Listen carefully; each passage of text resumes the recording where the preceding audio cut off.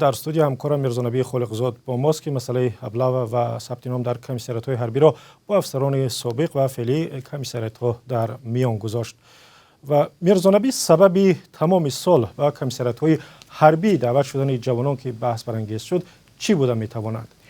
ببینید ما با چندی از افسران سابق و حاضری کمیساریات‌های ҳарбӣ صحبت ها داشتیم و آنها گفتند جلب مجبوری و یا ابله و مقامات را وادار کرده است که تدبیرهای علاوگی قانونی برای سفربری جوانان به صف نیروهای مسلح بیاندیشد.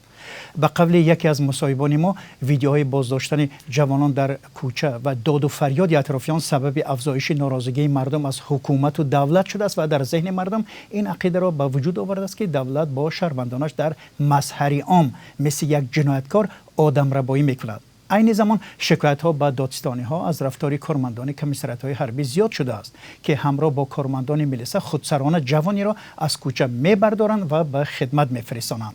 اما در مسئله دعوت به کمیساریات‌های ҳарбӣ مقامات میگن که ثبت نام جوانان در کمیساریات‌های نظامی تمام سال ادامه میکنند تا که شماره دعوت شوندگان معلوم کرده شود.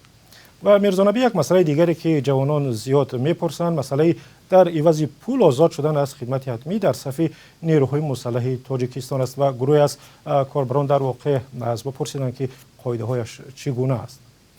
ببینید طاهر، بر اساس قانونی که تابستان امسال قبول شد هر یک جوانی که نمیخواهد در ارتش 2 سال خدمت کند میتواند مثلا سال آینده تقریبا 27000 سومانی یا $2500 پرداخته یک ماه تمرین گذارد و صاحب بلیت حربی شود. البته حالا برای یک جوان تاجیک این پول کم نیست و ممکن است که این پول در سالهای بعدی حجمش تغییر یابد و کم و زیاد شود. در تاجیکستان زیاد از 400,000 جوان سن دعوتی ثبت نام شدند و فقط 1% کمتری آنها به صف قوای مسلح دعوت می شوند.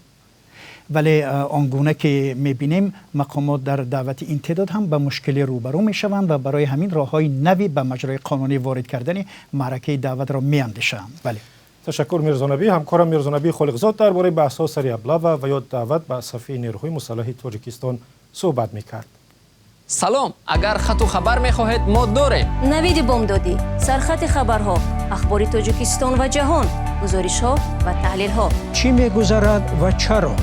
دانستن فهمیدن است. ضمیمه یا اپ ما را بگیرید.